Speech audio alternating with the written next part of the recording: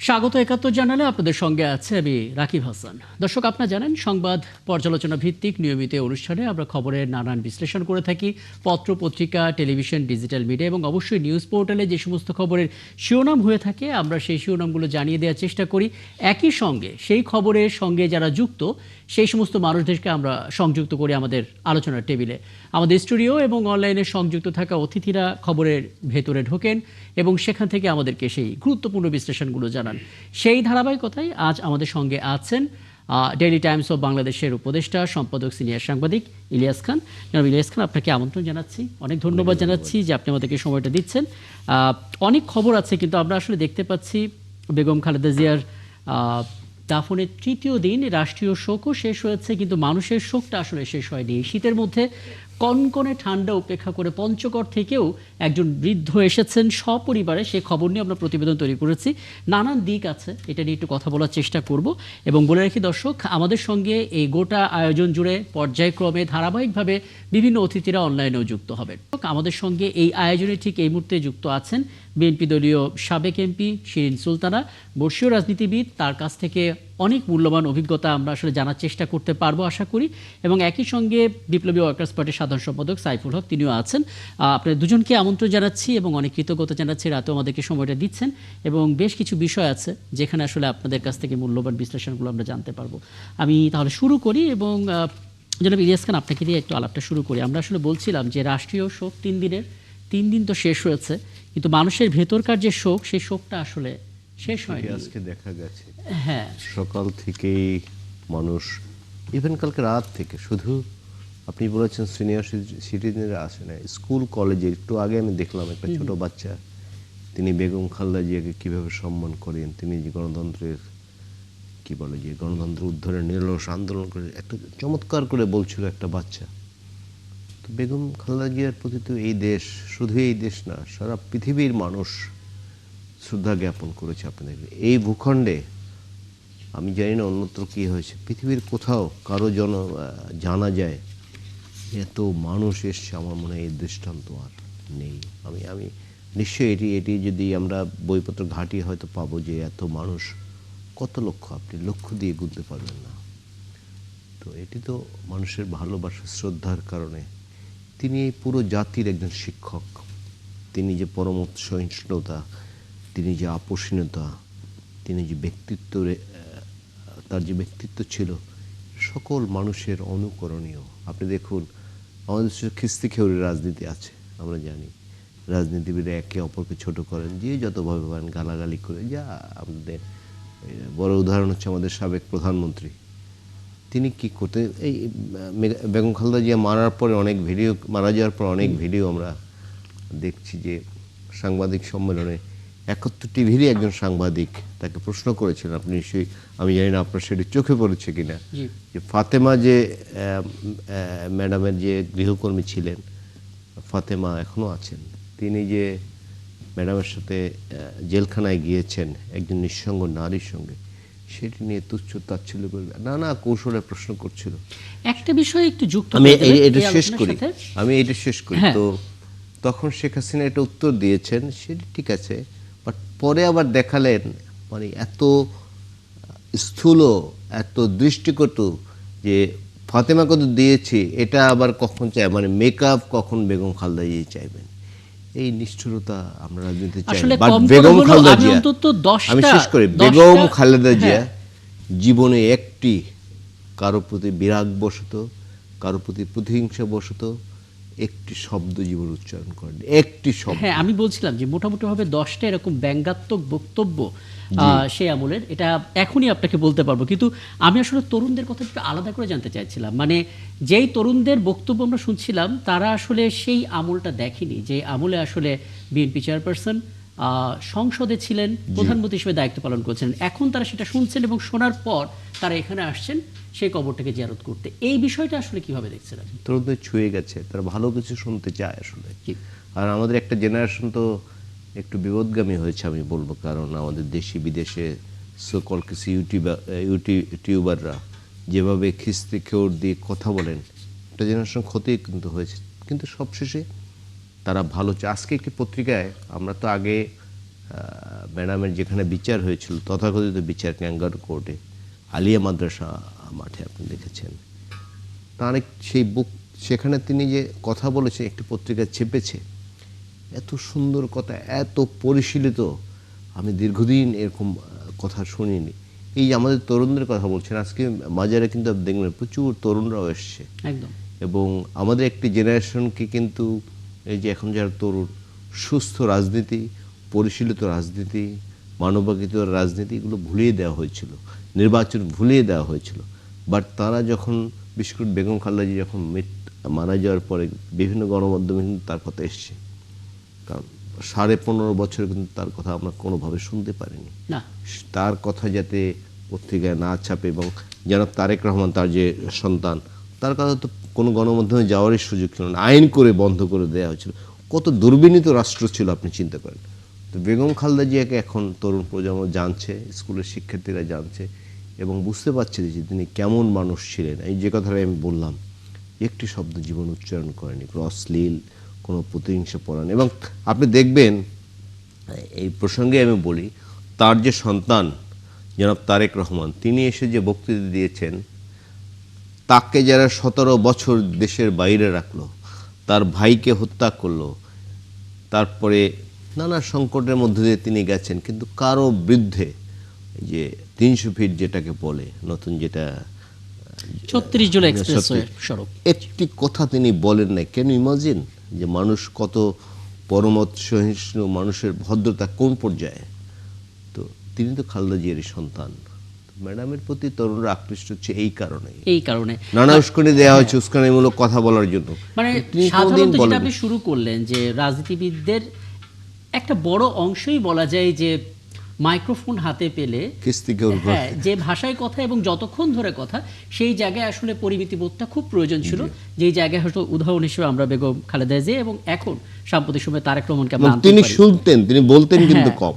আমি একটু শিরিন সুলতানা আপনার কাছে আসতে চাই, কারণ আপনি যতটা স্পষ্ট করে এবং গভীরভাবে বিশ্লেষণ দিতে পারবেন, এটা অনেকেই পারবেন না। কারণ দীর্ঘ একটা রাজনৈতিক কেরিয়ার জুড়েই আপনি বিএনপি চেয়ারপারসন বেগম খালেদা জিয়ার সাথে ছিলেন, খুব কাছ থেকে তার রাজনৈতিক প্রজ্ঞাগুলো বিশ্লেষণ করার সুযোগ হয়েছে। বোধ করি আপনি নিজেও সেই জায়গা থেকে অনেক কিছুই উপলব্ধি জায়গায় এনেছেন। দুটো বিষয় কেবল আপনার কাছে জানতে চাই। প্রথমত, ভারসাম্যপূর্ণ কূটনীতি এবং মধ্যপন্থী রাজনীতির কথা যেটা আমরা শুনে থাকি, বেগম খালেদা জিয়া আসলে কিভাবে এই সিদ্ধান্তগুলো নিতেন? তার রাজনৈতিক প্রজ্ঞার জায়গাটা আপনার কাছে কোন জায়গাটাকে খুব বিশেষ বলে মনে হয়েছিল, যদি ছোট করে একটু স্মৃতিচারণ করতেন। ধন্যবাদ। আপনার মাধ্যমে আমার যে সহ আলোচক এবং যারা আপনার দর্শক শ্রোতা শুনছেন, সকলকে আমার পক্ষ থেকে এবং দলের পক্ষ থেকে শুভেচ্ছা, অভিনন্দন। আসলে আপনারা দেখেছেন যে বেগম খালেদা জিয়া যে কথাগুলো ইদানিং অনেকেই বলছেন, যে বেগম খালেদা জিয়া সকল দলের সিনিয়র নেতাদের মতামতের অনেক প্রাধান্য দিতেন এবং আপনারা দেখেছেন তিনি কোনো সিদ্ধান্ত এককভাবে নিতেন না। তিনি দলের যে স্থায়ী কমিটির বৈঠক ছাড়াও তিনি প্রতিদিন, আপনারা দেখেছেন প্রতিদিন তিনি গুলশান অফিসে আসতেন এবং কোনো না কোনো সিনিয়র 2-3 জন নেতাকে ডেকে এনে প্রতিটা বিষয়ে তিনি জানার চেষ্টা করতেন এবং তাদের পরামর্শ নিতেন। এবং তিনি ওই যে কথাটি বলেছেন, তিনি বলতেন কম, শুনতেন বেশি। এবং এই যে ধরেন সকল মতের প্রাধান্য দিয়ে একটি সিদ্ধান্ত গ্রহণ করা, হ্যাঁ, তবে এটা ঠিক যে বেগম খালেদা জিয়া তিনি নিজে যেটাকে খুব পরিশুদ্ধভাবে যে সিদ্ধান্তগুলো নিয়েছেন, সেই সিদ্ধান্তগুলো সঠিক হয়েছে, আমরা সেটা পরবর্তীতে দেখেছি। এবং ধরেন কিছু সিদ্ধান্ত খুবই কমই তার জীবনে, 2-4টা যদি ভুল হয়ে থাকে, সেগুলো সঠিক হয়নি, কোনো ক্ষেত্রে যদি না হয়, সেটা দেখা গেছে যে কেউ বা কারো মাধ্যমে বেগম খালেদা জিয়াকে বুঝানো হয়েছে। কিন্তু তিনি তার নিজে সকলের কাছ থেকে জেনে শুনে যে সিদ্ধান্তগুলো নিয়েছেন, সেগুলো সঠিক হয়েছে এবং সেটি জনগণের পক্ষে গেছে এবং গণতন্ত্রের পক্ষেই গেছে।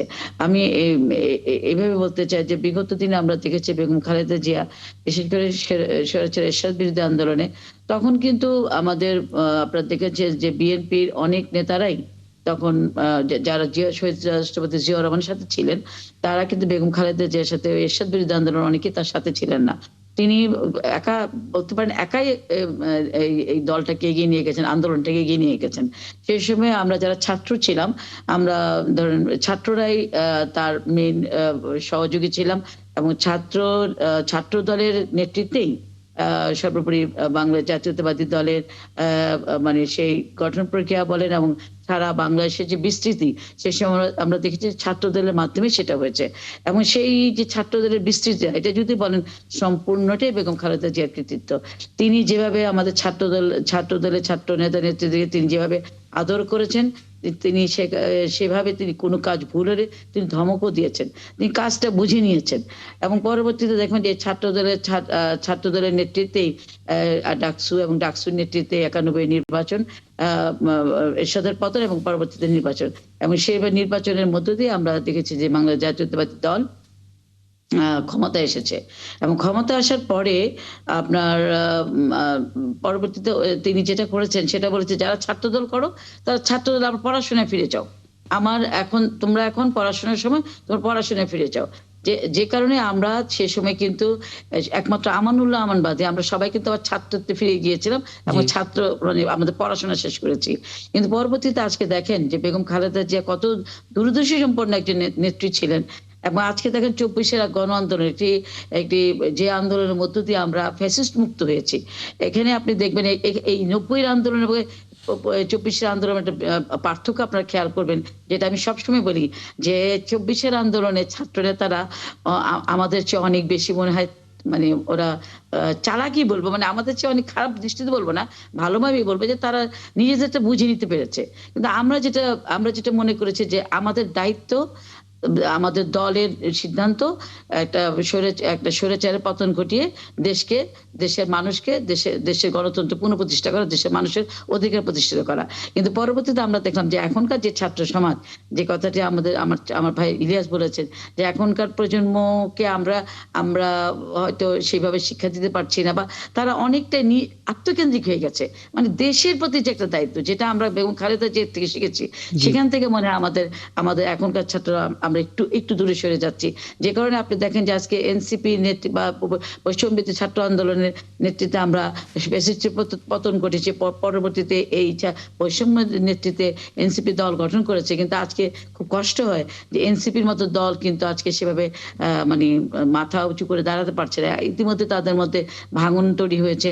তো এই যে বলবো যে একজন নেত্রীর প্রজ্ঞার মধ্য দিয়ে, একজন নেত্রীর অসীম সাহস এবং ধৈর্যের মধ্যে দিয়ে এই যে একটা দলকে পরিচালনা করা, এবং শুধু দল পরিচালনা, দেশকে পরিচালনা করা। পরবর্তী দিন যে 91 যে সরকার বলেন, 2001-এর সরকার, এবং এই যে তার যে আপনার অভিজ্ঞতা এবং তার যে এই যে সকলকে নিয়ে সকলের পরামর্শ নিয়ে দেশকে পরিচালনা করা, দলকে পরিচালনা, এটা একটা বড় ধরনের। আপনি খুব চমৎকার করে একটা পয়েন্টে এনেছেন। আমি আসলে ধন্যবাদ জানাচ্ছি আপনাকে এই অর্থে যে আমি সেখানে আসতাম, কারণ আমরা যখন তারেক রহমানের স্বদেশ প্রত্যাবর্তনের সময় ওনার ক্যারিয়ারে বিভিন্ন অংশ নিয়ে আলাপ করছিলাম, আমরা দেখছিলাম ওনার বয়স যখন 30-এর উপরে, 30 থেকে 35-এর মাঝামাঝি, তখন ওনার মন্ত্রী হওয়ার বড় মানে সুযোগ ছিল, কিন্তু তিনি সেটা করেননি। তিনি সেটা বাদ দিয়ে রাজনীতির সঙ্গে যুক্ত হয়েছেন বোঝার জন্য, মানে তরুণদের যে নিজেদেরকে পরিণত করার যে একটা সুযোগ, সেই সুযোগটা তিনি নিয়েছেন, যেটা এখনকার সময় একটু কমই দেখা যাচ্ছে। আমি এটা নিয়ে নিশ্চয়ই আপনার সঙ্গে কথা বলবো, একটা বিরতিতে যাব এবং বিরতির পর ফিরে এসে জনাব সাইফুল হক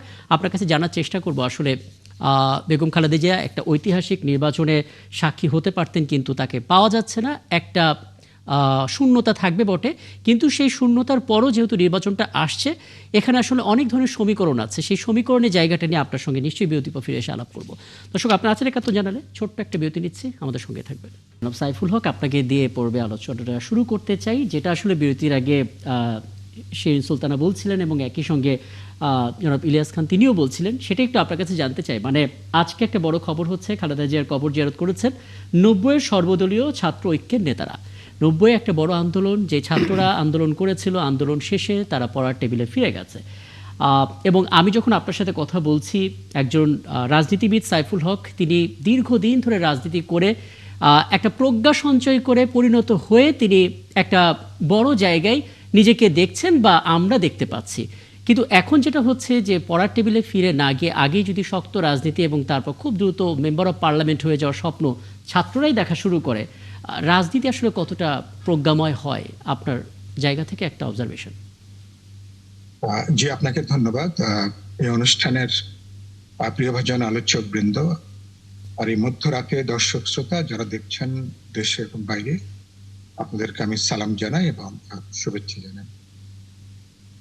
আমাদের আমাদের যে ছাত্ররা এবার ফ্রন্ট লাইনার, যারা জুলাই আগস্টের গণঅভ্যুত্থানে যারা একটা অসাধারণ বীরত্বব্যঞ্জক ভূমিকা পালন করেছেন, জি, তরুণরা আহ, এবং যুবকরা, এই যুবকের মধ্যে শুধু ছাত্র বা মধ্যবিত্ত নয়, শ্রমজীবী সাধারণ মানুষ, নিম্নবিত্ত মানুষ, রাজনৈতিক দলের হাজারো তরুণ ছাত্র যুবক কর্মীরা সবাই সবাই এখানে ছিলেন।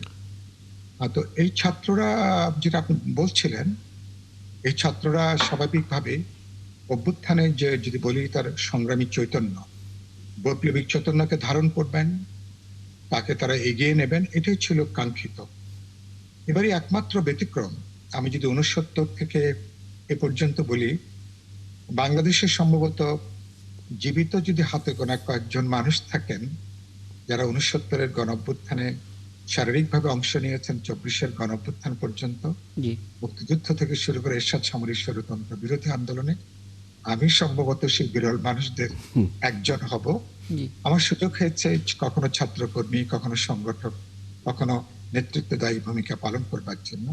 কিন্তু এবারই প্রথম আমাদের এই বীর ছাত্ররা এবার তারা সরাসরি সরকারের অংশীদারিত্ব এবার তারা দাবি করলেন। তো সেটা দাবি করতে যে তারপরে তারা, তো আপনি জানেন যে পরপরই রাজনৈতিক দল গঠন করলেন সরকারি থেকেই, এবং সরকারের আশ্রয় প্রশ্রয়ে, এবং এটা যে কারণের জন্য তাদের যে বিশাল সম্ভাবনা যেটা ছিল শুরুতে, সেটা কিন্তু হোঁচট খেল। আরেকটা খুব গুরুত্বপূর্ণ কথা যে, এবং আমি এটার জন্য ছাত্রদেরকে যত না দায়ী করি, আমি যারা সরকারের প্রধান নীতি নির্ধারক আছেন অন্তর্বর্তী সরকারের, আমি তাদের বিবেচনা বোধটাকে বেশি আমি দায়ী করতে চাই। যেসব আমি সময়ের জন্য যেসব শব্দ বাক্য তাদের সম্পর্কে বলা হয়েছে, এবং অনেকটা যারা সরকার গঠন করলেন, এবং অনেকটা যেন তাদের একটা নিরাপত্তা বেষ্টনী হিসাবে ছাত্রদেরকে এই উপদেষ্টা মণ্ডলীতে যুক্ত করা হয়েছে। হ্যাঁ, ছাত্ররা চাইছিলেন, আমি নিশ্চয়ই মনে করি তাদেরকে আলোচনা করে বুঝিয়ে তাদেরকে এটার বাইরে রাখা যেত, এবং খুব দুর্ভাগ্যজনক বা খুব অল্প দিনেই অন্য কোনো গণজাগরণ গণঅভ্যুত্থানের অংশীজনরা বা লিডারশিপ বা ফ্রন্ট লাইনাররা, ছাত্র তরুণরা এরকম বিতর্কিত হননি। এবার মাত্র অল্প দিনে, কমাসের মধ্যেই তারা যে পরিমাণ বিতর্কিত হয়েছেন, দুর্নাম নিয়েছেন, নানা ধরনের অর্থনৈতিক দুর্নাম এবং কেলেঙ্কারির সাথে তাদের নাম যুক্ত হয়েছে, এটা আমাকে এটা লজ্জিত করেছে, বিব্রত করেছে, এবং আমার খুব খুবই বাজে ধরনের প্রতিক্রিয়া হয়েছে আমার মানসিক ভাবে। তারা কেবল তাদের ভবিষ্যৎটাকে তারা নষ্ট করেননি, গোটা একটা প্রজন্ম, যে প্রজন্ম আজ থেকে 5 বছর 10 বছর পরে যারা সমগ্র দেশের যারা হাল ধরবেন, কেবল রাজনৈতিক মঞ্চে নয়, দেশের সামগ্রিক অর্থে, এবং সেই তরুণ প্রজন্ম কিন্তু এটা দেখার পরে তারা হতাশ হয়েছেন, তাদের স্বপ্নটা অনেকের দুঃস্বপ্নে পরিণত হয়েছে, তারা হতাশ হয়েছেন। এবং এটা আমি সরকারের দায় দায়িত্ব অনেক বেশি মনে করি। এমনকি যেসব মব সন্ত্রাসগুলো সংগঠিত হয়েছে, অধিকাংশগুলোতেই সরকারের প্রত্যক্ষ পরোক্ষ মদত কোনো না কোনোভাবে আমরা কিন্তু কাজ করতে, আপনি খেয়াল করবেন। এবং তাদেরকে, তরুণদেরকে নানাভাবে তাদেরকে ব্যবহার করা, তাতে কেবল সরকার বিতর্কিত হননি, এই তরুণদের বর্তমানের সাথে ভবিষ্যৎটাকে বড় ধরনের শঙ্কা ঝুঁকির মধ্যে কিন্তু আজকে নিয়ে যাওয়া হয়েছে, তাদেরকে খানিকটা পথভ্রষ্ট কিন্তু তারপরে করা হয়েছে। আমি তরুণদেরকে অসম্ভব ভালোবাসি, যারা তরুণরা দল গঠন করেছেন, এবং যারা নানাভাবে, তারা তো অনেকেই আমার কন্যার চেয়ে অনেকে বয়সে তারা অনেক ছোট, জি, ফলে আমি তাদের বিশাল যে সম্ভাবনা, আমি বরাবরই সেটাকে আমি স্বাগত জানিয়েছিলাম। কিন্তু যেটা খুব গুরুত্বপূর্ণ সেটা হলো যে তারা রাজনীতিকে মনে করেছেন, আমি প্রায় বলি যে এটা মানে অর্থাৎ ওই T20 ম্যাচের মতন, অথবা ওয়ান ডে যে ক্রিকেট খেলার মতন। কিন্তু রাজনীতি যে T20 ম্যাচ নয়, অথবা ওয়ান ডে খেলা নয়, এটা যেটা 5 দিনের একটা টেস্ট ম্যাচের মতন জি, দীর্ঘ চড়াই উতরাই, লড়াই সংগ্রাম, আঁকা বাঁকা পথ, আগু পিছু পথ আছে, ঝড় বন্যা জলোচ্ছ্বাস আছে, শীত গ্রীষ্ম বর্ষা শরৎ হেমন্ত আছে। কিন্তু তারা ওই যে আছে না, ভিনি ভিসি ভিডি, এলাম দেখলাম জয় করলাম, তো এবং সরকারকে এই প্রবণতাটা খারাপ, সরকারকে অভিযুক্ত করি সরকারের অনেক উপদেষ্টারা যেমন লোভে পড়েছেন, আমাদের এই ছাত্র তরুণদের মধ্যে একটা লোভ তারা জাগিয়ে তুলেছেন। দুর্ভাগ্যের জায়গাটা হচ্ছে এইখানে। ফলে যে তরুণরা ভবিষ্যতের জন্য আমাদেরকে হাল ধরবেন, এটা হচ্ছে আমার খুব দুঃখের জায়গা, বেদনার জায়গা, গভীর রক্তক্ষরণের একদম। জায়গা। আমি আসলে এই পর্যবেক্ষণ বা এই মতামতটা একটু নিলাম। আমি শিন সুলতানের কাছে আসবো, তবে তার আগে জনাব ইলিয়াস খান, নিশ্চয়ই আপনার এখানে একটা কোনো বক্তব্য আছে। সাইফুল ভাই তো চমৎকার করে বলেছেন, এবং একটু আগে আমি অফেয়ার আপনাকে বলছিলাম যে 69 গণঅভ্যুত্থান, 71 মহান মুক্তিযুদ্ধ, সর্বশেষ 90-এর স্বৈরাচার বিরোধী আন্দোলন, সবাই আন্দোলন করে সব, ইভেন যারা মুক্তিযুদ্ধ করেছে 71, তারা কিন্তু টেবিলে ফিরে গেছে। অর্থাৎ আমাদের তরুণ বন্ধুরা যাদের উপর আমরা অনেক আশা করেছিলাম, তারা সচিবালয় মুখে হলেন, নিজেরা উপদেষ্টা হলেন, তাদের যারা আন্দোলনে ছিলেন তাদেরকে বিভিন্ন মন্ত্রণালয় দিলেন। এবং এই একটি রেজাল্ট আমি বলি, নিশ্চয়ই এই অনুষ্ঠান যারা দেখছেন বা আপনি সবাই জানেন যে শেখ হাসিনা একজন পিয়ন ছিলেন, এবং শেখ হাসিনা নিজে কিন্তু বলেছেন যে 15.5 বছরে 400 কোটি টাকা কামাই করেছে, আমি যদি ভুল না শুনে থাকি, হয়তো আরও বেশি। আর সজীব ভুইয়া সাহেবের একজন পিএস বা এপিএস, তিনি কিন্তু 2-3 মাসের মধ্যে কয়েকশো কোটি টাকা কামাই করছেন, এমন অভিযোগ আছে। আরেকটি বিষয়, খুব এই বিষয়টাকে উত্থাপন করেন না, বাট এটা উত্থাপন করা উচিত। যখন হাসান আরিফ সাহেব মারা গেলেন, তার হাতে কিন্তু স্থানীয় সরকার মন্ত্রণালয় ছিল। সেটি কত অভিজ্ঞ লোক আছে এই উপদেষ্টা পরিষদে, তাদের সবাইকে বাদ দিয়ে সজীব ভুইয়া সাহেবকে কেন দেয়া হলো? আপনি দেখবেন যে সব সময় যে সরকার ক্ষমতায় থাকে, যে দল ক্ষমতায় থাকে, তার মহাসচিবকে কিন্তু এই মন্ত্রণালয়ে দেওয়া হয় সাধারণত, বা পার্টি যিনি সাধারণ সম্পাদক থাকে।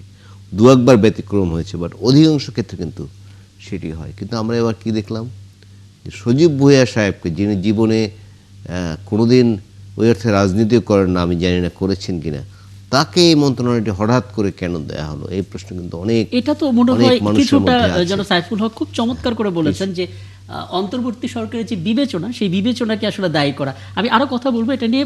শিন সুলতানা, খুব সংক্ষেপে আপনার কাছে একটু জানতে চাই, মানে আপনি নিজে মাঠের আন্দোলনে ছিলেন ছাত্র অবস্থায়, এবং তারপরে আপনি নিজেই বলছিলেন যে পড়ার টেবিলে ফিরে গেছেন, পুরোপুরি নেতাকে অনুসরণ করেছেন এবং পরবর্তীতে নিজেই নেতা হয়েছেন। তার মানে নেতায় পরিণত হওয়ার জন্য এইটা যে T20 ম্যাচ না, সেটা খুব চমৎকার করে আসলে আমরা ব্যাখ্যাটাও পেলাম। মুশকিল হচ্ছে, যে সমস্ত ছাত্রদের একটা অপার সম্ভাবনা ছিল বাংলাদেশের রাজনীতিকে একটা অনন্য উচ্চতায় নিয়ে যাওয়ার, যেমন রাজনৈতিক সচেতন তারা ছিলেন, এটা সবাইকে গৌরবান্বিত করছিল। এখন তো তারা লোভে পড়ে গেলেন, কিংবা লোভের ফাঁদে পড়ে দেয়া হলো কোনো না কোনোভাবে। সামনে কি দেখছেন, বেরোনোর উপায় কি? ছোট করে একটা সমাধানটাই অন্তত আপনার কাছ থেকে নিতে চাই। আমি যেটা বলছিলাম যে ধরেন দীর্ঘদিন আমাদের ছাত্র সংসদ নির্বাচনগুলো হচ্ছিল না, যেটা আমাদের সরকার বলেন বা পরবর্তী সরকার বলেন, এই যে ছাত্র সংসদ নির্বাচনগুলো হচ্ছিল না, তারপরে যে ধরেন গত 17 বছর ছাত্র দল বিশ্ববিদ্যালয় ক্যাম্পাসগুলোতে ঢুকতে পারেনি, শিক্ষাঙ্গনে ঢুকতে পারেনি। এই যে আপনার ছাত্র বা ছাত্র নেতা থেকে রাজনীতিবিদ হওয়া, এই যেটা পরিক্রমা, এই পরিক্রমাটা কিন্তু আমরা দেখেছি দীর্ঘদিন বন্ধাত্ম অবস্থায় রয়েছিল। তো এবার আমাদের একটা প্রত্যাশা ছিল, এবং আমরা কিন্তু সবসময় বলতাম যে আমরা যারা ছাত্র দল করেছি তাদের এক ঝাঁক তরুণ বা তরুণীরা আমরা তখন পরবর্তী প্রজন্ম কিন্তু আমরা এসে রাজনীতিতে, জাতীয় রাজনীতি এসেছি, কিন্তু দীর্ঘদিন ধরে কিন্তু এই প্রক্রিয়াটা বন্ধ আছে। তো এইবার একটা আমার আশা ছিল যে এই প্রক্রিয়াটা শুরু হলো, এবং এর মধ্যে দিয়ে হয়তো বা আমরা নতুন রাজনৈতিক নেতৃত্ব, যারা দেশ পরিচালনা করবে, যারা জনগণের মানে রাজনীতিবিদ ছাড়া তো রাষ্ট্র পরিচালনা করা যায় না, রাজনীতিবিদদেরকে এগিয়ে আসতে হবে, রাজনীতিবিদ হতে হবে। সেখানে একটা বড় একটা সুযোগ ছিল, কিন্তু আবারও হোঁচট খেলাম যে এই যে কথাগুলো আপনারা এখন আলোচনা করলেন, যে এই ছাত্র নেতাদের মধ্য থেকে এই যে সজীব ভুইয়ার মতো ছোট্ট একটা ছেলেকে স্থানীয় সরকার মন্ত্রণালয়ের মধ্যে গুরুত্বপূর্ণ মন্ত্রণালয় দেয়া, এবং তার যে সে নিজে বা তার পিএস আপনার দুর্নীতিতে জড়িয়ে যাওয়া, শুধু তাই না, আরো কয়েকজন উপদেষ্টার নামে আমরা দেখলাম যে দুর্নীতির অভিযোগ। তো সেখানে আমি বলব যে আমি ছাত্রদের কথাই শুধু বলব যে এই প্রক্রিয়া থেকে বের করতে হলে আমার মনে হয় যে আগামী নির্বাচনের মধ্য দিয়ে যারাই সরকারে আসুক না কেন, আমি মনে করি ছাত্রদের যে শিক্ষাঙ্গনগুলোতে আবারও লেখাপড়ার পরিবেশ তৈরি করতে হবে। পাশাপাশি ছাত্র রাজনীতির যে সকল আ দলকে নিয়ে রাজনীতি করার যে প্রক্রিয়া, এই প্রক্রিয়াটা পুনরায় আবার চালু করতে হবে। তা না করলে একটা পর্যায়ে গিয়ে দেখবেন যে আমার মনে হয় যে রাজনীতিবিদদের একটা মানে বড় ধরনের শূন্যতা আমি এই মুহূর্তেই দেখতে পাচ্ছি। চমৎকার। আমি এবার অন্য একটা বিষয় নিয়ে যাই, কিন্তু এই একই আলাপের সঙ্গে সম্পৃক্ত, এবং এই আলাপটা আবার শুরু করতে চাই জনাব সাইফুল হক আপনাকে দিয়ে।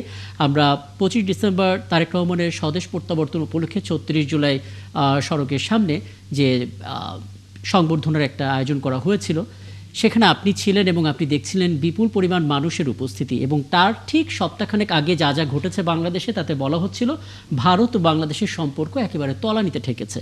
এরপর আমরা দেখলাম 25শে ডিসেম্বরের পর 5 দিনেরও কম সময় সেই সুখের অনুভূতিটা ছিল, তারপরে একটা বিষাদের সুর ঘটে গেল। বেগম খালেদা জিয়া আমাদেরকে ছেড়ে চলে গেলেন। শোক জানাতে এলেন ভারতের পররাষ্ট্রমন্ত্রী, এবং যে ভাষায় তিনি শোকটা জানিয়েছেন, এবং ওখানে অর্থাৎ দিল্লিতে যে শোক বইতে স্বাক্ষর করা হয়েছে, তাদের কূটনৈতিক যে ব্যবহার, সেটা দেখে অনেকে এটা বলা শুরু করেছেন যে ভারত বাংলাদেশের সম্পর্কটা যে বরফ, সেটা গলতে শুরু করেছে। যদিও আমাদের পররাষ্ট্র উপদেষ্টা বলেছেন এত দূর ভাবার প্রয়োজন নেই, কিন্তু বিশ্লেষকের চোখ তো অনেক কিছুই আসলে নজরে পড়ে। আমি আপনার রাজনীতিবিদের চোখ থেকে একটু বুঝতে চাই পুরো বিষয়টা। জি, আপনাকে ধন্যবাদ। আমি সাম্প্রতিক ঘটনাগুলি খুবই তাৎপর্যপূর্ণ। বাংলাদেশের গত 2 সপ্তাহের যদি মাত্র ঘটনা বলি আমরা তাকাই, সেই ঘটনা অনেক নতুন মাত্রা যুক্ত করেছে। প্রথমত বলতে চাই, বিএনপির অ্যাক্টিং চেয়ারপারসন, যিনি হয়তো আশা করি তিনি বিএনপির পুরো রাজনৈতিক বা সাংগঠনিক দায়িত্বই গ্রহণ করবেন জি। চেয়ারপারসন হিসেবে।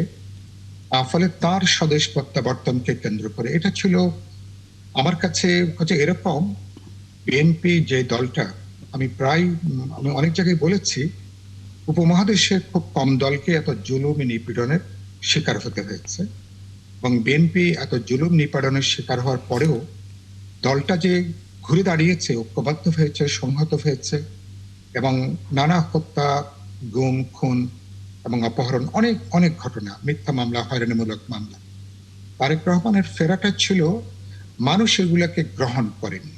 ফলে বলতে পারেন মানুষের এক ধরনের এই যে আশাকে কেন্দ্র করে মানুষের যে উচ্ছ্বাস, মানুষের এই যে অবদমিত হওয়া, অপমানিত হওয়া, এবং মানুষ সবসময় আমাদের এখানে যারা জুলুম নিপীড়নের শিকার হন তাদের প্রতি এক ধরনের দরদ বলেন, মমতা বলেন, ভালোবাসা বলেন, তার একটা জন্ম নেয়। অন্য মাত্রার পাশাপাশি এটাও আমার কাছে নতুন একটা মাত্রা, এটা আমার কাছে মনে হয়েছে। তারপরে বেগম খালেদা জিয়ার তার যে প্রয়াণ, এই প্রয়াণের পরে আমরা জানা যায় সম্ভবত সমকালীন সময়কালে এত বৃহত্তর জানাজা আর কোথাও হয়নি। ইতিমধ্যে আমি বলেছি এর মধ্যে দরদ আছে, ভালোবাসা আছে, এর মধ্যে শ্রদ্ধার বহিঃপ্রকাশ আছে। একই সাথে যেটা বললাম যে মানুষটা প্রায় 4 দশক ধরে, ব্যক্তি মানুষের দুর্বলতা থাকে, স্ববিরোধী থাকে, তিনি যখন সরকার পরিচালনা করেছেন সব কাজ ভালো করেছেন এরকম কথাটা জোর দিয়ে বলা যাবে না, কিন্তু সামগ্রিকভাবে গণতন্ত্রের প্রশ্নে, গণতান্ত্রিক অধিকারের প্রশ্নে মানুষের, এবং আমাদের এখানে মানে বাংলাদেশ একটা স্বাধীনভাবে দাঁড়াবে এবং বাংলাদেশের জাতীয় স্বার্থ, নিরাপত্তা, সার্বভৌমত্বের প্রশ্নে তার যে আপোষহীন দৃঢ়তা, এবং মানুষ এটা গ্রহণ করেছে, এবং এটা নিপীড়িত দলের পক্ষে। ক্ষমতার বাইরে থেকে কোনো মানুষ এত বড় শ্রদ্ধা পৃথিবীর কোথাও পেয়েছেন কিনা সেটা বলাটা খুবই সমস্যাজনক হবে। এগুলো খুব গুরুত্বপূর্ণ। ভারত বাংলাদেশের অংশটা যদি আপনার, আচ্ছা, ভারত বাংলাদেশের ক্ষেত্রে আমি যেটা বলতে চাই, প্রথমত এটা সত্য যে ভারতের পররাষ্ট্র মন্ত্রীর ঢাকাতে আসা, এটা নিশ্চয়ই একটা গুরুত্বপূর্ণ রাজনৈতিক বার্তা, যেটা তারা বলে এসেছিলেন যে তারা একটা নির্বাচিত সরকারের জন্য তারা অপেক্ষা করছেন, যার সঙ্গে তারা একটা কূটনৈতিক অথবা একটা পারস্পরিক সম্পর্কের জায়গা তারা তৈরি করবেন। কিন্তু আমি ব্যক্তিগতভাবে যে অন্তর্বর্তী সরকারকে আমি মনে করি যে সরকার একটা অভ্যুত্থানের মধ্য দিয়ে সরকার হয়েছে, সরকার নিয়ে আমাদের সমালোচনা আছে, আপত্তি আছে, কিন্তু এটা তো আমাদের সরকার। কিন্তু সেই সরকার সম্পর্কে ভারতের সাউথ ব্লকের নীতি নির্ধারকদের যে দৃষ্টিভঙ্গি অবস্থান, জি এটাকে আমি গ্রহণ করি না। আমি মনে করি এটা অভ্যুত্থানের বিরুদ্ধে এক ধরনের বিদ্বেষ, বাংলাদেশের বিরুদ্ধে এক ধরনের বিদ্বেষ, এবং আমি মনে করি যে এই বিদ্বেষটা এখন পর্যন্ত শেষ হয়নি। কিন্তু এখন তারা এটা নিশ্চয়ই একটা অন্তর্বর্তী সরকারের চেয়ে বেশি তারা অপেক্ষা করবেন নির্বাচিত সরকারে। ইলেক্টেড গভর্নমেন্ট, যে গভর্নমেন্টের পপুলার ম্যান্ডেট আছে, যারা স্থায়িত্ব হবে সরকারে, এই সরকারের কাছে কেবল ভারত কেন, অনেক ডেভেলপমেন্ট পার্টনার অপেক্ষা করছেন এ ধরনের ভবিষ্যতে এই সরকারের সঙ্গে কাজ করবার জন্য। এটা নিশ্চয়ই একটা ইতিবাচক দিক, কিন্তু ভারতের দৃষ্টিভঙ্গিটাকে আমি সঠিক বলে বিবেচনা করি না। একদম কারণ এবং হ্যাঁ ন্যূনতম একটা ওয়ার্কিং অ্যালায়েন্স লাগবে। আপনার বৈরী প্রতিবেশীর সাথেও একবারে চলতে গেলে, পাশের ঘরে যদি আগুন ধরে আপনার ঘর কিন্তু নিরাপদ না। না। আপনি নিরাপত্তাহীন হলে আমার নিরাপত্তা বোধ কিন্তু বাড়ে না। এই বিবেচনা বোধগুলো না থাকলে তার মানে যে এটা হতে ন্যারেটিভটা পারে। তারা বাংলাদেশ নিয়ে এবং বাংলাদেশের অন্তর্বর্তী সরকার নিয়ে তাদের ছিল, সেই জায়গাটা তো পরিবর্তনের দাবি রাখে, কিন্তু কিছুটা হলেও এই জায়গাটা একটা আশাবাদ তৈরি হলো যে ভাষায় তারা শোকটা জানালেন যে আয়োজনের মধ্য দিয়ে। আমি এটা কি জনাব ইলিয়াস খান আপনার নজরে আনবো? ইট ডাজন্ট মিন যে এই সরকারের সঙ্গে তাদের খুব না। সম্পর্কের বরফ গলছে, আজকে তা আমাদের নয়। প্রতিবেদন কিন্তু হলো তারা বলেছে এটি যে নির্বাচিত সরকারের দিকে তারা তাকিয়ে ইয়েস, এটি প্রমাণ করে তাকিয়েছে, কারণ ভারতের অল্টারনেটিভ নাই। আপনি দেখবেন যে ভারতের কাছে বাংলাদেশ কিন্তু একটা বড় বাজারও, একটা ছোট্ট একটা দেশ, 18 কোটি মানুষ, এবং ভারতের অনেক নাগরিক আছেন এখানে, বড় বড় পদে চাকরি করেন, এবং নানা কিছু ঘটেছে আমরা জানি 15.5 বছরে। বাট হঠাৎ করে এই সম্পর্কটি খারাপ হয়ে গেছে, এবং এটা একপাক্ষিক খারাপ হয়েছে, ভারতের পক্ষ থেকে খারাপ করেছে। কারণ তারা এই যে যারা দুর্বিনীত শাসন চালিয়েছে, ফেসিস্ট শাসন ব্যবস্থা যারা টিকিয়ে রেখেছিল, তাদেরকে কিন্তু তারা আশ্রয় দিয়েছে। এবং সাম্প্রতিককালে সাবেক প্রধানমন্ত্রী শেখ হাসিনা, তার কিন্তু ফাঁসিও হয়েছে, এবং ফাঁসির আসামি সেখানে আছেন, সাবেক স্বরাষ্ট্রমন্ত্রী আছেন। তো এটি তো বাংলাদেশের প্রত্যাশা না। আসলে হয়েছে কি, ভারতের দেখবেন যে কোনো প্রতিবেশীর সঙ্গে ভালো সম্পর্ক নেই। আপনি দেখুন চিরবৈরী পাকিস্তান, চিরবৈরী বলা হয়। তারপর ধরুন নেপাল। প্রায় নিয়মিত বিরোধীদের যুদ্ধ করে কিন্তু ভারত। তারপর ধরুন চীন, একটা বিরাট প্রতিবেশী, তার সাথে সম্পর্ক ভালো নাই। আমি দীর্ঘদিন চায়না ছিলাম, চায়নার মানুষ যত জাতিগোষ্ঠী ঘৃণা করে, এর মধ্যে জাপান এবং ভারত, যাই হোক সেটি ভিন্ন প্রসঙ্গ। তারপর ছোট্ট দেশ নেপাল, নেপালের কালচার হচ্ছে বা রাজনৈতিক সংস্কৃতি হচ্ছে, যখন যিনি প্রধানমন্ত্রী হবেন তিনি ভারত দিল্লি সফর দিয়ে শুরু করবেন, কিন্তু তিনি আগে চলে গেছেন চায়না। তারপর তো ছোট্ট একটি দেশ, 4 লক্ষ মানুষ মাত্র, মালদ্বীপ, সেখানে চীনপন্থীরা ক্ষমতায়, শ্রীলঙ্কায় চীনপন্থীরা ক্ষমতায়। বাংলাদেশের সঙ্গে শুধু বাংলাদেশের মানুষের সঙ্গে না, একটি দলের সঙ্গে তাদের সম্পর্ক ছিল। এবং এখানে কিন্তু ভারতের সবগুলো দলই কিন্তু এক। এখন দেখুন তারা ইনক্লুসিভ নির্বাচনের কথা বলছে ভারত, বাট এই যে 15.5 বছরে বিনা ভোটে এক ধরনের বা প্রহসনের ভোটে শেখ হাসিনা টিকিট ছিলেন, কোনোদিন কিন্তু একটা প্রশ্ন করেনি, বরং এটি আরও আগ বাড়িয়ে কংগ্রাচুলেট করেছেন। এবং যে এই বিনা ভোট, এই রাতের ভোট, দামি ভোট কিভাবে করা যায় সর্বাত্মক সহযোগিতা করেছেন। ইভেন তাদের প্রেসিডেন্ট, পররাষ্ট্রমন্ত্রী এসে পর্যন্ত সহযোগিতা করেছেন। তো ভারতের এখন উপলব্ধি হওয়ার সময় আসছে। এবং আপনি দেখুন যে আমরা বলি যে আমি যদি ভুল না জেনে থাকি, পৃথিবীর কোথাও এরকম বর্ডারে এত মানুষ হত্যা করা হয় না। এই যে পাকিস্তানের কথা বললাম, এত বৈরিতা, কিন্তু প্রতিদিন কিন্তু মানুষ মারে না, হঠাৎ হঠাৎ যুদ্ধ হয়, হয়তো অনেক বছর পর যুদ্ধ হয়, কিন্তু বাংলাদেশের বর্ডারে কিন্তু প্রায় মানুষ মারা যায়। এবং এদেশে এটা কিন্তু একপাক্ষিক, শুধু বাংলাদেশের মানুষই মারা যায়। এটা তো আমাদের প্রত্যাশা না। আমাদের নদীগুলো বাদ দিয়ে রেখেছে। এই আওয়ামী লীগ থাকতে তো একটি কথা বলেন না। আপনি জানেন শহীদ রাষ্ট্রপতি জিয়া রহমান এটি কিন্তু প্রথম জাতিসংঘে তুলেছিলেন, এই যে ফারাক্কা পানি আটকে যে আমাদের, এবং ন্যায্যতা শব্দটা প্রয়োগ করেছিলেন তিনি সেখানে। করেছিলেন। আমরা আসলে সেই ন্যায্যতার জায়গা থেকে সরে এসে নতজানুতে পরিণত হয়েছিলাম একটা সময়, এবং যে কারণে হয়তো একপাক্ষিক ব্যাপারটা তৈরি হয়ে গেল। আমি এটা নিয়ে আলাপ করব, একটা বিরতি তো যেতেই হচ্ছে, এবং বিরতির পর ফিরে এসে শিরিন সুলতানা আপনার কাছে প্রশ্নটা করে রাখি।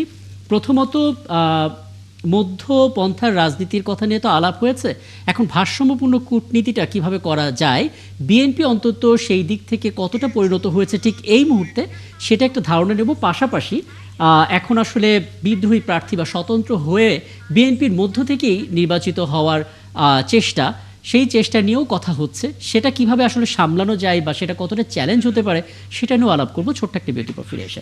দর্শক, আপনারা আছেন একাত্তর জানালে, আরও একটা বিরতি নিচ্ছি, ফিরছি একটু পর আমাদের সঙ্গে থাকবেন। অনেক ধন্যবাদ দর্শক সাথে থাকার জন্য। একাত্তর জানালে আরও একবার আমরা ফিরে এলাম এবং আমাদের সঙ্গে আমাদের অতিথিরা আছেন। সেই সুলতানা, দুটো বিষয় আসলে জানার ছিল আপনার কাছে। প্রথমত আমাদের এই আগে আলোচনা থেকে একটু জানার চেষ্টা করব যে এবার যে শোকস্তব্ধ একটা সময় আমরা কাটাচ্ছিলাম, সেই সময় ভারতের পররাষ্ট্রমন্ত্রীও শোক জানিয়েছেন, কিন্তু সেই শোকের পর একটা আলোচনা আসছে, সৌহার্দ্যতা হয়তো বাড়ছে, বাংলাদেশ ভারতের সম্পর্কের যে টানাপোড়েন সেটা কমছে। আপনার রাজনৈতিক দৃষ্টিতে একটা ব্যাখ্যা তো জানবো, পাশাপাশি বিএনপির জন্য এটা একটা চ্যালেঞ্জ হতে পারে কিনা যে দলের ভেতরে সবাই আসলে এই সময়টাতে নির্বাচনে মনোনয়ন চাইবেন, যাকে দেয়া হয়েছে তার বিপরীতে হয়তো স্বতন্ত্র হয়ে দাঁড়িয়ে যাবেন। মানে এটাকে সামাল দেওয়াটা কতটা চ্যালেঞ্জিং, দুটো একসাথে। ধন্যবাদ।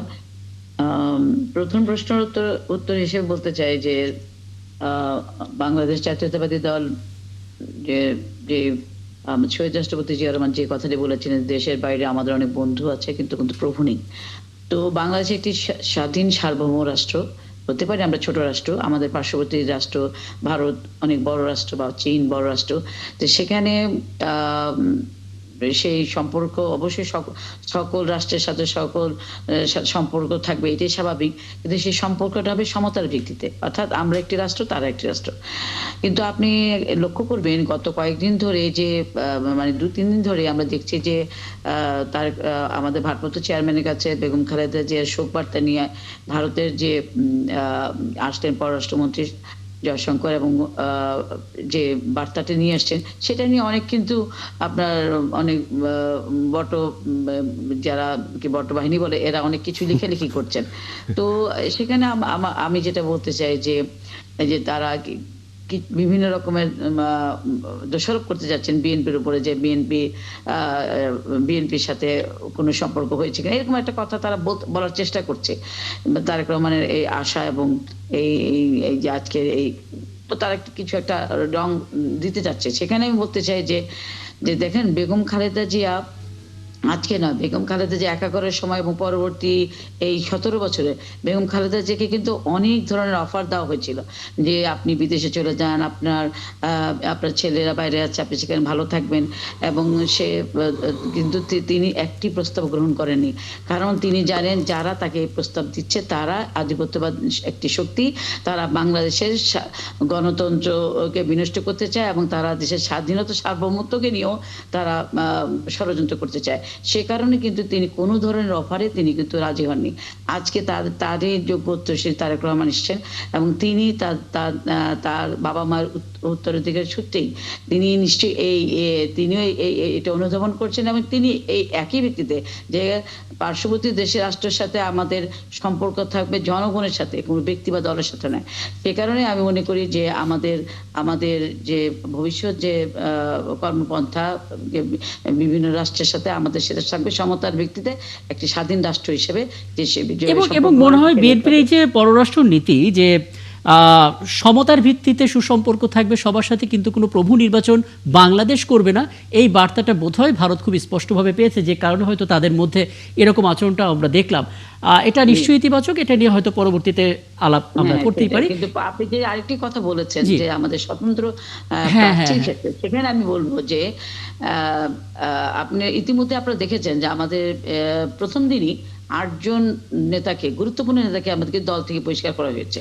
এবং এই ব্যাপারে কিন্তু আমাদের দলের সিদ্ধান্ত খুব কঠোর, এবং অতীতেও আমরা দেখেছি যে দলের সিদ্ধান্তের বাইরে গিয়ে কেউ নির্বাচন করে যে জিতে আসবে এবং সে এসে জিতে আসবে, এই ধরনের পরিকল্পনা, এই ধরনের কিন্তু খুব কমই হয়। কারণ দলের ছায়া যার উপর থাকে সেই কিন্তু নেতা এবং সেই কিন্তু নির্বাচিত হয়। দলের বাইরে গিয়ে খুব বেশি কামিয়াব হওয়ার সুযোগ কিন্তু নাই। তা আজকে অনেকে হয়তো মনে করছে যে একটি রাজনৈতিক দল যেহেতু বড় রাজনৈতিক দল নির্বাচন প্রতিদ্বন্দ্বিতা করছে না, কাজে স্বতন্ত্র দাঁড়ালেই বোধহয় পাশ করে যাবে, এই ধারণাটি ভুল। এবারও দেখবেন যে আমাদের ভারপ্রাপ্ত চেয়ারম্যান ইতিমধ্যেই যে কঠোর অবস্থানে আছেন, আমি মনে করি যে এই ধারা অব্যাহত থাকবে এবং স্বতন্ত্র প্রার্থীরাও তারা যদি দল করতে চায় এবং দল যদি সত্যিকার অর্থে এবং এই বেগম খালেদা জিয়ার অনুপস্থিতিতে এখন যে একটা শোকের মধ্যে আমরা আছি, এই পরিস্থিতি যে যারা স্বতন্ত্র প্রার্থী হচ্ছেন এবং আমাদের অনেক বড় বড় নেতারাও দেখছি হচ্ছেন, আমার মনে হয় তাদের বোধোদয় উদয় হবে এবং তারা এই এই এই জায়গা থেকে ফেরত আসবেন এবং ইনশাআল্লাহ দলের যে সিদ্ধান্ত, সেই সিদ্ধান্ত মোতাবেক এই ধরনের প্রার্থীরা কমে যাবে এবং আমরা কামিয়াব হব। একদম। আমি আপনার সাথে আমি একটু যোগ করি, বিএনপি যে বড় দল, প্রতিটি আসনে কমপক্ষে 10 জন নেতা আছেন নির্বাচন করার মতো, নমিনেশন পাবেন তো একজন। 10 জনকে তো নমিনেশন দেওয়া সম্ভব না। সুতরাং কিছু বিদ্রোহ হবে, বাট এই বড় রাজনৈতিক দলের জন্য এটি কোনো বিষয় নেই, এটি সময়ে ঠিক হয়ে যাবে, এটুকুই ভাবা, এর বাইরে কোনো ভাবার সুযোগ নেই। দেখেন, আমি গেল 4 থেকে 5 দিন টানা এই আয়োজনে কেবল একটা শব্দ, একটা সংকট বারবার শুনছি। একটু আগে সেন সুলতানও সেটা ইঙ্গিত দিয়েছেন, বটবাহিনী। মানে যা ঘটে না সেটাকে খুব চমৎকার করে আসলে গণমাধ্যমের নকল করে ফটোকাট করে মানুষের কাছে পৌঁছে দেয়া। আপনার মনে হয় কিনা রাজনৈতিক অস্থিরতা নির্বাচনকালীন সময় একটা বড় মাথা ব্যথা হতে পারে? এই না, বটবাহিনী চিহ্নিত হয়ে গেছে। যেমন দেশনেত্রী বেগম খালেদা জিয়ার এই যে মৃত্যু, কত বড় ধৃষ্টতা, কত বড়। আমি তো দেখছিলাম যে এবারকার হাসপাতালে ভর্তির সময় থেকে শুরু করে মৃত্যু পরবর্তী সময় পর্যন্ত কত প্রকার মিথ্যাচার করেছে তারা। এক সময় বলল যে জনাব তারেক রহমান তিনি আসলে দেশে ফিরবেন না, একটা ন্যারেটিভ তৈরি করার চেষ্টা করেছিল। এখন যে আপনি যেটি বললেন, একটু আগে আপাও বললেন যে যে ভারতের সাথে সম্পর্ক, বিএনপি তো একটি দায়িত্বশীল দল। আমি এখানে ঢাকায় বসে ভারতকে একদম পৃথিবী থেকে উচ্ছেদ করে দিলাম, স্লোগান দিলাম আধিপত্যবাদ, এইসব নানা কিছু বলে, শুদ্ধ অশুদ্ধ, শ্লীল অশ্লীল শব্দ বলে, এটি তো কোনো ভাষা হতে পারে, এটি তো বিএনপির কাজ না। বিএনপি যিনি প্রতিষ্ঠাতা শহীদ রাষ্ট্রপতি জিয়াউর রহমান, তিনিও বলেছেন, ইভেন বেগম খালেদা তিনিও বলেছেন যে বাইরে আমাদের কোনো প্রভু নেই, আমাদের বন্ধু আছে এবং সবার সাথে আমরা মিলেমিশে চলবো। আমরা একটি ছোট্ট দেশের, তো অস্বীকার করার উপায় নেই, তাই না? আমাদের সবার সাথে মিলেমিশে চলতে হবে, খুব ভালো কূটনীতি চালাতে হবে। বিএনপি কিন্তু এটা দেখিয়েছে। আজকে অন্য একটা অনুষ্ঠানে আমি বলেছি, সেই প্রসঙ্গে আমি এই বাক্যটার পরে বলবো যে ভারতকে কি উচ্ছেদ করে দেবে আর প্রতিবেশী আমি চেঞ্জ করতে পারবো? আমি যদি চাই আমার প্রতিবেশীকে আমি চেঞ্জ করে ফেললাম, আমি কি পারবো? সুতরাং প্রতিবেশীর সঙ্গে যাতে উইন উইন সিচুয়েশনে মর্যাদার ভিত্তিতে ভালো সম্পর্ক থাকে, সেটাই তো হওয়া উচিত। একদম। এবং শহীদ রাষ্ট্রপতি জিয়াউর রহমান এবং দেশনেত্রী বেগম খালেদা জিয়া তারা কিন্তু চোখে চোখ রেখে কথা বলেছেন, ভারতকে দেখলে চোখ নুইয়ে কথা বলেননি। অনেক দেশ এবং আমরা দেখলাম যে এটা একটা অদ্ভুত রসায়ন, যে চোখে চোখ রেখে কথা বলা, সাথে শিষ্টাচারটাও বজায়। জি, সেটাই তো আমি বললাম। এবং আপনি দেখুন যে বেগম খালেদা জিয়ার মৃত্যুর পরে ভারত কত সম্মান দেখিয়েছে। এখানে তাদের পররাষ্ট্রমন্ত্রী এসে সম্পর্ক কিন্তু একদম বৈরে দুই রাষ্ট্রের মধ্যে অনেকটা বলা যায় গত 1.5 বছর ধরে। তারপর ভারতের একজন কেন্দ্রীয় মন্ত্রী হাই কমিশনে চলে গেছে। হ্যাঁ, এটা তো নেগেটিভলি, ওই যে বটবাহিনী আপনি বললেন, এইসব নেগেটিভ তৈরি করে। আলাপটা শেষ করব, ছোট একটা বিরতিতে যাব, ফিরে এসে অন্য প্রসঙ্গে কথা বলবো। তবে তার আগে একটা মন্তব্য নিয়েই নিতে চাই সেই সুলতানা আপনার কাছে। সেটা হচ্ছে যে বলা হচ্ছে এবার আপনারা যারা বড় রাজনৈতিক দলের প্রার্থীরা আছেন তাদের একটা চাপ নিতে হবে, যেটা ইতিহাসে কখনো নিতে হয় নাই। সেটা হচ্ছে গুজবের চাপ। এবং শুধুমাত্র গিয়ে ভোট চাইলেই হবে না, তাদেরকে সচেতনতার কাজটাও আসলে প্রার্থীকে করতে হবে। একটু কি বলবেন সংক্ষেপে, কি ধরনের চাপ আসলে গুজবের বিরুদ্ধে এই মুহূর্তে ফিল করছেন আপনারা? খুব সংক্ষেপে। জি না, আমরা যেটা এই মুহূর্তে ফিল করছি যে আপনার সোশ্যাল মিডিয়াতে তারা বেশি অ্যাক্টিভ থাকছে, তারা মাঠে ময়দানে নেই, তারা সোশ্যাল মিডিয়ায় খুব অ্যাক্টিভ। সোশ্যাল মিডিয়াতে তারা বিভিন্ন যে বললাম ফটোকার্ড তৈরি করে সেখানে বিভিন্ন প্রার্থীদেরকে বিকৃত করে উপস্থাপন, বিভিন্ন কর্মকাণ্ড বিকৃত করে উপস্থাপনা করছে। তবে আমরাও এখন যে বললাম, ইলিয়াস বলেছে যে আমাদের বটবাহিনী চিহ্নিত হয়ে গেছে, তো চিহ্নিত হয়ে গেলে কিন্তু যে শত্রু যদি চিহ্নিত হয়ে যায় কাজ করতে অনেক সুবিধা, সেই অনুযায়ী আমরা আমাদের পদক্ষেপগুলো নিচ্ছি আর কি, সেভাবে আমরা পদক্ষেপ নিয়ে ইনশাল্লাহ এগিয়ে যাবো। চমৎকার। আমি বলে রাখি, আমরা একাত্তর টেলিভিশন আসলে অপতথ্যের বিপরীতে সঠিক তথ্য প্রচার করার জন্য একটা আয়োজন করেছি, ফেক নিউজ স্ক্যানার, এবং সেখানে আসলে বিভিন্ন শ্রেণী পেশার মানুষকে নিয়ে যে অপতথ্যগুলো ছড়ায় সেটার বিপরীতে সঠিক তথ্য তুলে ধরার চেষ্টা করি। এবং আপনাকে অগ্রিম আমন্ত্রণ জানিয়ে রাখলাম, নিশ্চয়ই কোনো একটা আয়োজন আপনাকে পাবো এবং সেখানেও আপনার কথাগুলো শুনতে পারবো। অনেক ধন্যবাদ, আপনি রাতে আমাদেরকে সময় দিয়েছেন এবং বেশ কিছু বিষয় আসলে আপনার সাথে আলাপ করে পরিষ্কার হলো।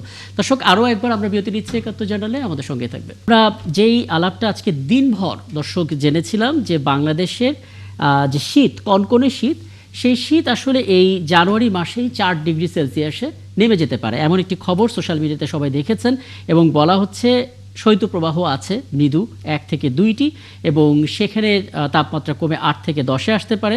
মাঝারি এই মাসের মাঝামাঝিতে সেটা ৬ থেকে ৮ ডিগ্রিও নামতে পারে এবং যদি সেটা তীব্র পর্যায়ে যায় তাহলে সেটা ৪ থেকে ৬ ডিগ্রি সেলসিয়াসের মধ্যে শৈত্যপ্রবাহ ওঠানামা করতে পারে।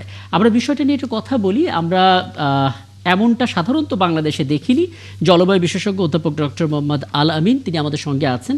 অনেক ধন্যবাদ এবং কৃতজ্ঞতা, আপনি আমাদেরকে এই সময়টা দিচ্ছেন, কারণ অনেক বিভ্রান্তি আপনার মাধ্যমে আসলে পরিষ্কার হতে পারি আমরা।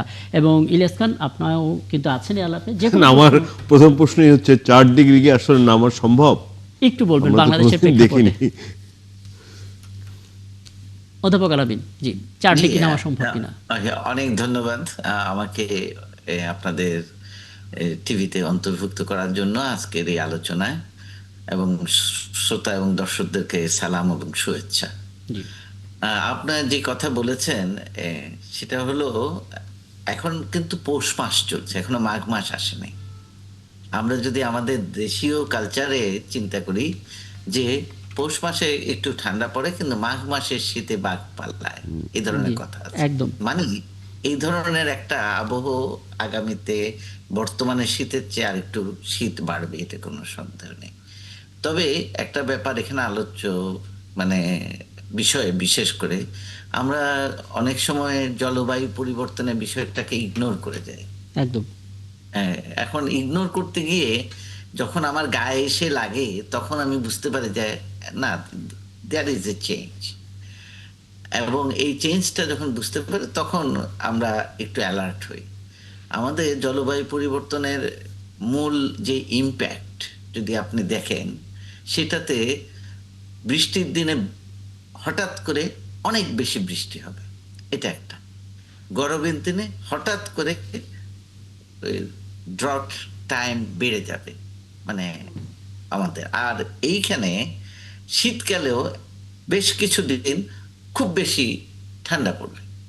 তখন আমাদের এগুলো হলো অসুবিধা এই জন্য যে আমাদের সমস্ত ইকোলজিক্যাল মানে যে পরিবেশগত ব্যাপারটা, সেটা আমরা হ্যাবিচুয়েটেড হলে একটা নির্দিষ্ট টেম্পারেচার রেঞ্জের মধ্যে। শুধু আমরা না, সমস্ত বায়োডাইভার্সিটি মানে বায়োলজিক্যাল এন্টিটি যা আছে জি। সবাই একটা নির্দিষ্ট টেম্পারেচার রেঞ্জের মধ্যে ওনাদের চলাফেরা, এদের বেড়ে ওঠা। যেমন শুধু আপনাকে একটা উদাহরণ দিই, যদি কোনো জায়গার টেম্পারেচার 1 ডিগ্রি সেন্টিগ্রেড বেড়ে যায় 1 দশকে, তাহলে যে সেই এলাকার যে গাছপালা আছে তারা তাদের সুবিধার জন্য they might shift to 80 kilometre towards cold, মানে 80 কিলোমিটার পর্যন্ত চলে যাবে, অথবা পাহাড়ের নিচে হলে সে 55 মিটার পর্যন্ত উপরে যেয়ে তার সুইটেবল এনভায়রনমেন্টটা সে খুঁজে পাবে। এই ধরনের ব্যাপারে এখন যেটা হচ্ছে আমাদের এখানে ঠান্ডাটা হঠাৎ করে আপনার ঠান্ডাটা যখন আবার বেড়ে যাবে, এখন তো 15-16 ডিগ্রিতে এসছে, আজকে বোধহয় 13-তে এসছে। জি, এটা আপনার নেমে আমার মনে হয় এটা আরো অনেক নামবে। এবার হয়তো আমরা নতুন একটা এক্সপেরিয়েন্স পাবো মানে নামার ক্ষেত্রে।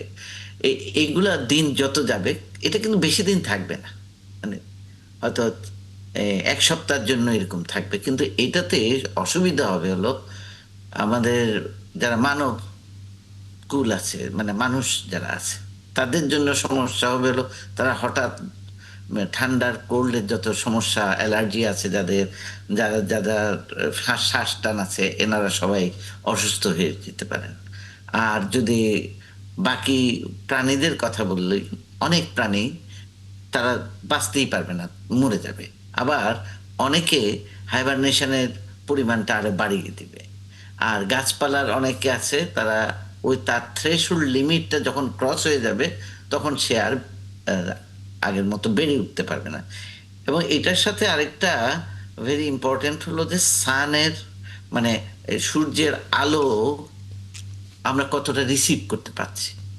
আমরা যদি সূর্যের আলো পেয়ে যাই তাহলে কিন্তু আমাদের টেম্পারেচার দ্রুত বেড়ে যাবে, কিন্তু যদি না পাই, যদি কুয়াশায় ঢেকে থাকে জি। পুরো সূর্য, তাইলে কিন্তু আমরা খুব বাজে একটা অবস্থায় পড়বো, যেটা আমি এই আমি একটু কয়েকদিন। প্রশ্ন করতে চাই। হ্যাঁ, প্লিজ। প্লিজ। না, আমার একদম সহজ প্রশ্ন, আপনি হয়তো ভালো বলতে পারবেন। ধরুন চারই যদি নামে, আমাদের তো ধরুন চার ফেস করার অভিজ্ঞতা কিন্তু বিশেষ করে আমরা বাংলাদেশে যারা থাকি সব সময় তাদের কিন্তু নেই। সেক্ষেত্রে না। কি প্রস্তুতি নেওয়া যেতে পারে? চারে যদি নামার সম্ভাবনা দেখা যায়, আমাদের আবহাওয়াবিদরা যদি বলেন 1 সপ্তাহ আগে জি যে চারে নেমে যেতে পারে, তাহলে আমাদের এই স্লাম এরিয়া যেগুলো আছে ওই সকল এলাকায় অবশ্যই তাদের গরম কাপড়ের ব্যবস্থা করতে হবে। ছিন্নমূল মানুষ যারা আছেন। জি। যারা খেতে খাওয়া মানুষ, যারা ওই রাস্তার ধারে ঘুমায় অনেকে, এইসব মানুষের প্রতি সিরিয়াস একটা দৃষ্টি দিতে হবে। এনাদেরকে এটা অনেকটা কিছুটা দুর্যোগ টাইপের ব্যবস্থাপনায় আনতে হবে, কারণ এরপরে যদি সিরিয়াস অসুস্থ হয়ে যায় তখন কিন্তু দেখার মতো মানুষের সংখ্যা কমে যাবে। এটা একটা ব্যাপার আছে মানুষের জন্য। আর স্পেশালি যারা ঠান্ডায় কষ্ট পান, বয়স্ক ভদ্রলোকরা, ভদ্র মহিলারা, এনাদের প্রতি সিরিয়াস টেক কেয়ার করতে হবে। এখানে আমার মনে হয় এই ধরনের একটা প্রিপারেশন একদম, মানে ভালনারেবল গ্রুপগুলো আগে নিশ্চিত আমি করে আমি তারপর একটা শেষ ধাপে ধাপে। প্রশ্ন করব। আপনি যে বললেন যে হঠাৎ করে চার এসে যেতে পারে ইকোলজিক্যাল ব্যালেন্স নষ্ট হয়ে যাওয়ার কারণে, তো এটা কি কোনো প্রাকৃতিকভাবে এটা মোকাবেলা করার সুযোগ আছে, যাতে এত না নামে বা এরকম কিছু করার সুযোগ আছে? জি, আপনার কোশ্চেনটা আমার খুব ভালো লেগেছে, যে অন্তত আপনি এটা বুঝতে পেরেছেন যে এই বিষয়টা আলটিমেটলি আমাদেরকে ওইদিকে যেতে হবে। একদম। কিন্তু আমরা তো একদিনে ক্লাইমেটকে নষ্ট করি নাই, জি আবার একদিনে আপনি এটা ঠিকও করতে পারবেন না। ক্লাইমেটটা আমরা 1 দশক না, বরং বলা যায় এই গত শতাব্দী থেকে আমাদের ক্লাইমেটটা, স্পেশালি 1950 to 60 থেকে যে শুরু হয়েছে অ্যাব্রাপ্ট চেঞ্জ ইন ক্লাইমেট, এবং ওটার জন্য যে ফুয়েলিংটা করেছি আমরা, কার্বন এমিশনটা যেভাবে করেছি, এইটার ফল এখন আমরা পাচ্ছি। এই জন্য আপনার ক্লাইমেট চেঞ্জের জন্য একটা কমন প্রভাব আছে যে থিঙ্ক গ্লোবালি, অ্যাক্ট লোকালি। মানে আপনি যদি এখন থেকেও যদি সাবধানতা অবলম্বন করি, সবচেয়ে কম কার্বন নিঃসরণ করি। কিন্তু এখানে একটা বড় মুশকিল আছে, এবং এটা আপনি হয়তো খুব চমৎকার করে ব্যাখ্যা করতে পারবেন। সেটা হচ্ছে সাফার আমরা প্রত্যেকে করি, কিন্তু দায়টা আসলে ব্যক্তিকেন্দ্রিক বা দেশকেন্দ্রিক না। আমরা দেখতে পাচ্ছি বড় বড় ইন্ডাস্ট্রিগুলো গড়ে উঠছে, আশপাশে সম্মিলিতভাবে প্রতিবেশের এই বিপদটা ফেলছে। দুটো বিষয় একটু বলবেন, তারপর আপনার শেষ করবো। প্রথমত, এই সাফারিংসটা শুধু বাংলাদেশে করবে নাকি আশপাশের দেশগুলোতেও এরকম আবহাওয়ার হেরফের দেখা যাচ্ছে? আর দ্বিতীয় বিষয়, যদি এভাবেই চলতে থাকে তাহলে তো মানে বাংলাদেশে বরফ পড়লেও অবাক হওয়ার তো কোনো কিছু থাকবে না। আমি প্রথম প্রশ্নটাতে আসি আপনার, যে এইভাবে আপনি যে কথাটা বললেন এখন, যে আমাদের সম্মিলিতভাবে আশেপাশের দেশেও কি এরকম হবে কিনা, এইটা আপনার গ্লোবাল এফেক্ট। এটাতে আপনি বা আমার প্রতিবেশী কেউ বাদ যাবে না। হ্যাঁ, কিন্তু এর জন্য মূল দায়ী আমরা না, এটাও একটা ব্যাপার। এটা এই জন্য বিভিন্ন জায়গায়, এই যে কদিন আগে কপ এর মিটিং গেল, সেখানে সবাই এই কথাটাই বলছে যে আমি দায়ী না, কিন্তু যারা দায়ী তাদেরকে তো কম্পেনসেট করতে হবে। তো এই কম্পেনসেশনের ব্যাপারটা, লস অ্যান্ড ড্যামেজ যে আইডিয়াটা, ওখান থেকে এসছে। এখন আমাদের আশেপাশের দেশগুলো এখানে ক্ষতিগ্রস্ত হবে, এতে কোনো সন্দেহ নেই। শুধু আমরা না, আমাদের চেয়েও সিরিয়াসলি ক্ষতিগ্রস্ত হবে মালদ্বীপ, যারা পানি কাছে আছে, সবসময় পানি, এরা হয়তো ডুবেও যেতে পারে, এরকম আছে। আর যেটা বললেন যে সেকেন্ড কোশ্চেনটা আপনার, যে কি বললেন, এরকম যদি পরিস্থিতি তৈরি হয়, মানে আবহাওয়ার বৈচিত্র্যতা পার হয়ে গিয়ে আমরা আবহাওয়া বিভ্রাট দেখতে পাচ্ছি, মানে যেটা আমাদের ধারণারও বাইরে ছিল সেটাই হতে যাচ্ছে, সেরকম বাস্তবতা হলে আমাদের এই দেশেও বরফ পড়তে পারে, এরকম সংখ্যা। এটা আমার দেশে যে বরফ পড়বে না এই কথা বলতে পারবো না, কারণ যেভাবে এগুচ্ছে, বরফ হয়তো একদিন আমরাও দেখতে পাবো। একটা সময় ছিল আমাদের চিন্তায় ছিল যে আমরা নাতিশীতোষ্ণ অঞ্চলের লোক, যেখানে 6 ধরনের ঋতু দেখা যাবে। কিন্তু এখন আপনি দেখেন তো ভালো করে, আপনি 6 ধরনের ঋতুকে আলাদা করতে পারেন কিনা? না, পারা যাবে না। আমি আলাপটা শেষ করব, একেবারে শেষ পর্যায়ে খালি একটা বিভ্রান্তি একটু কাটিয়ে দেবেন। অনেকেই জলবায়ু যে বিপর্যয় সেটাকে এবং এল নিনো লা নিনোর যে প্রভাব সেটাকে মিলিয়ে ফেলে। মানে অনেকে বলে যে এরকম 100 বছর পরে এরকম আবহাওয়া একটা বিভ্রাট ঘটে তারপর ঠিক হয়ে যায়, আবার অনেকে বলে যে এটা আবহাওয়ার বিপর্যয়। এখন কি হচ্ছে এটা আসলে? এখন এল নিনো লা নিনার এফেক্ট একটা আছে, ওটা আলাদা। আর এই জলবায়ু পরিবর্তন যদি ওটার সাথে আবার যোগ হয়ে যায়, আচ্ছা, তখন কিন্তু মারাত্মক বিপর্যয়ের দিকে চলে যাবে এটা। কারণ ওই এফেক্টটাই অনেক সময় আমাদের টোটাল জলবায়ুকে একটু মানে ডাইভার্ট করে ফেলে।